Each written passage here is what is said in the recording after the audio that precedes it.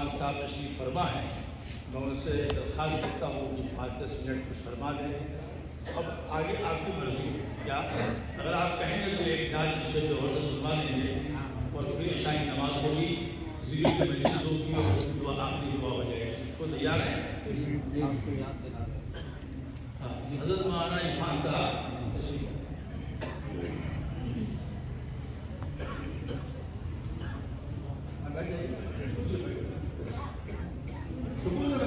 تھوڑی دیر تک ختم ہو رہا.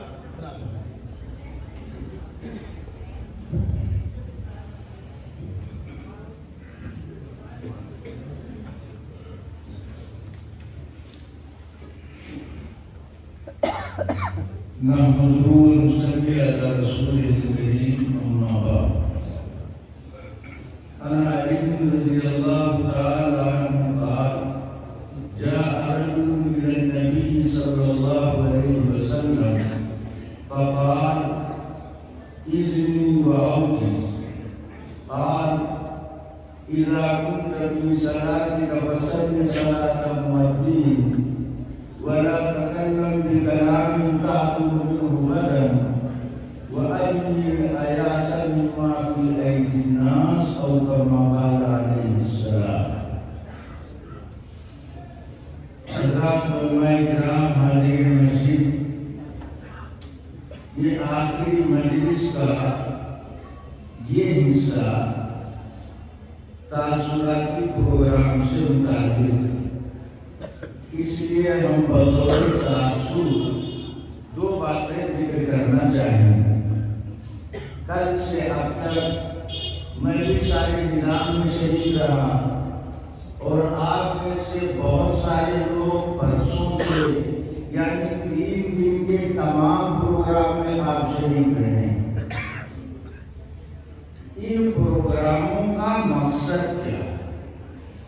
ان پروگراموں کا مقصد صرف 3 دن کوئی عمل خاص کر لینا یہ مقصد نہیں، بلکہ دراصل میں جو سمجھا ہوں وہ حضور پاک علیہ السلام نے اپنی ایک دعا میں ارشاد فرمایا: اللہم اجعل سریرتی خیرا من علانیتی واجعل علانیتی صالحا.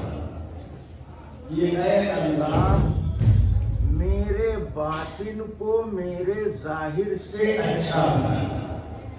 یہ نبی دعا کر رہے ہیں، یعنی امت کو پیغمبر یہ دعا بتا رہے ہیں کہ اللہ سے یہ مانگو کہ اے اللہ میرے باطن کو میرے ظاہر سے اچھا بنا.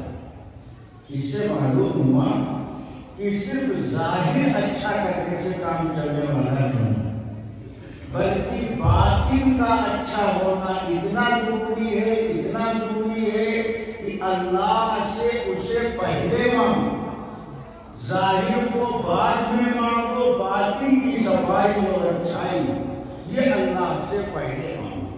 دعا میں نے کیا کہا؟ اللہم اجعل سریرتی خیرا من علانیتی واجعل علانیتی صالحا.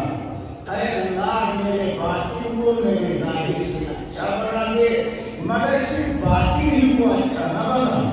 واجعل علانیتی صالحا، باطن ظاہر سے اچھا ہو مگر ظاہر بھی اچھا ہونا چاہیے. معلوم ہوا ہمیں ظاہر کو بھی درست کرنے کی ضرورت ہے اور باطن کو بھی ٹھیک کرنے کی ضرورت ہے.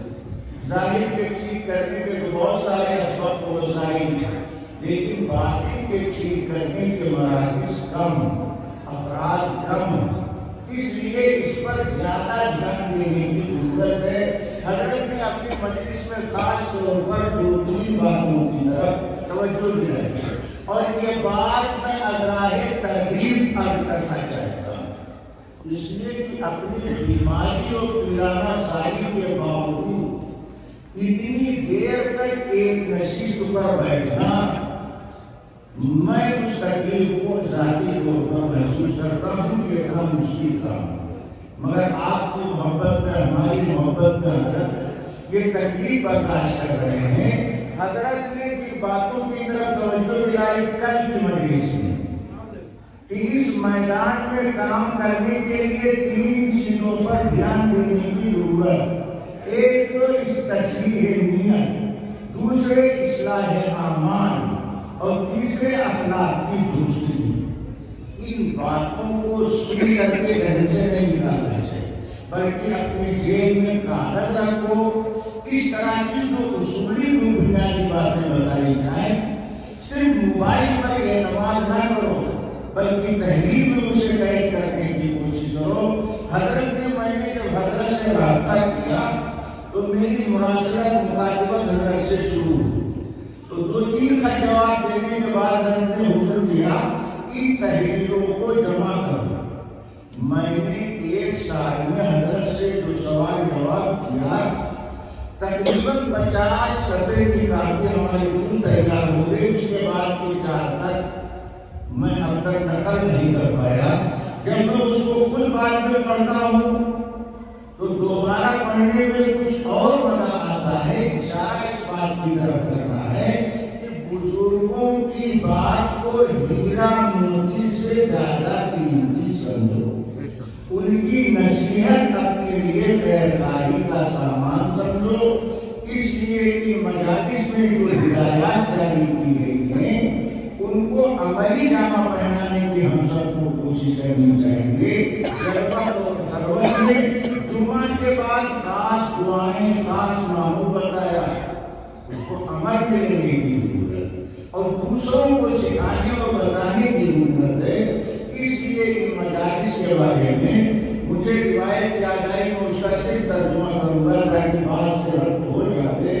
حضرت علی کہتے ہیں اللہ کے نبی کے پاس ایک آدمی ہے اور آ کر کے پیغمبر سے کہنے لگا، اتنی دعاؤں جی اللہ کے نبی دیکھیے، میں آپ سے دین کی بات سننے آیا ہوں مگر میرے پاس ٹائم زیادہ نہیں، لہٰذا مختصر نصیحت کیجیے، مختصر بات بتائیے جس پر میں آسانی کے ساتھ عمل کر لوں۔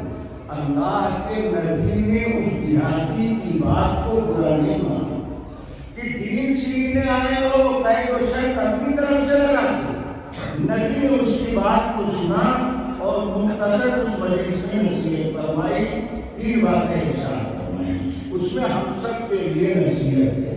فرمایا اذا كنت في صلاتك فصل صلاة المؤذن، اب کے بعد جب نماز پڑھنا، یعنی اب تک تو نماز پڑھتے پڑھتے نمازی کہلا ہے، مگر میں تمہیں اس بات کی نصیحت کرتا ہوں کہ اب کے بعد جب نماز پڑھنا تو تمہاری ہر نماز دنیا چھوڑنے والے کی طرح ہونی چاہیے۔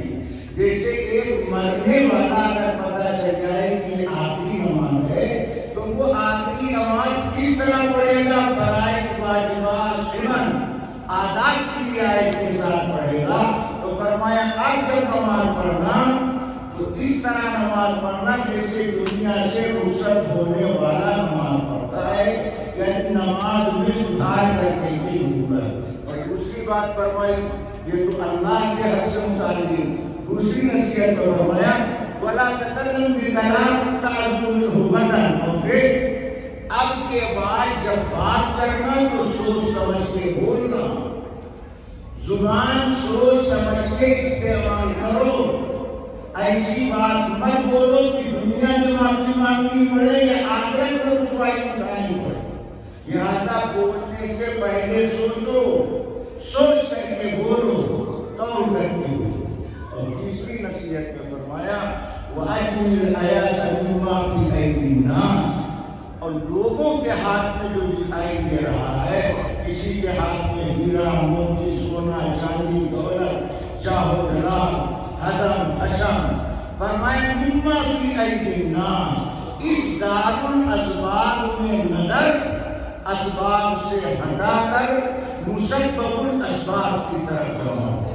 دار الاسباب میں نظر اسباب سے ہٹا کر مسبب الاسباب کی طرف جماؤ، تمہاری زندگی بخیریت گزر جائے گی۔ اللہ تعالیٰ ان باتوں پر ہم کو بھی عمل کرنے کی توفیق عطا فرمائے۔ اور سب سے میری گزارش ہے کہ حضرت کے لیے دعائے صحت کا بالاہتمام دعا کیا جائے۔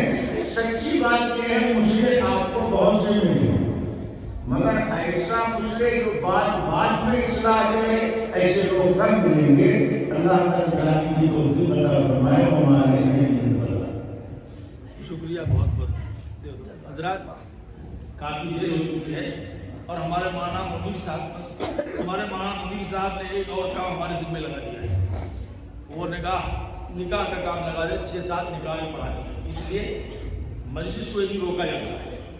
اب ترتیب یہ رہے گی کہ اب آپ اٹھیں, سجدہ کر کے وضو کریں, نماز پڑھ لیتے ہیں. 8:05 پر نماز پڑھ لیتے ہیں. نماز کے بعد ذکر اللہ کی مجلس ہوگی, آخری دعا ہوگی. دعا کے بعد جب ہم نکاح کے لیے بیٹھیں گے تو نکاح کے بعد نکاح کی مناسبت سے جمشید جوہر سے 1 نہیں 2 نعت سنوانی ہے. کیونکہ ہم دو بھی جلدی میں ہیں اور آپ میں سے بہت سے چہرے ایسے جن کو لگا کسی کو پیشاب لگا ہے, کسی کو کچھ لگا ہے. اس لیے آپ اپنی ضرورت پوری کر لیں, سجدہ کر لیں, وضو کر لیں. عشاء کی نماز انشاءاللہ 8:05 پر 7 منٹ ہم لوگ پڑھ لیں گے.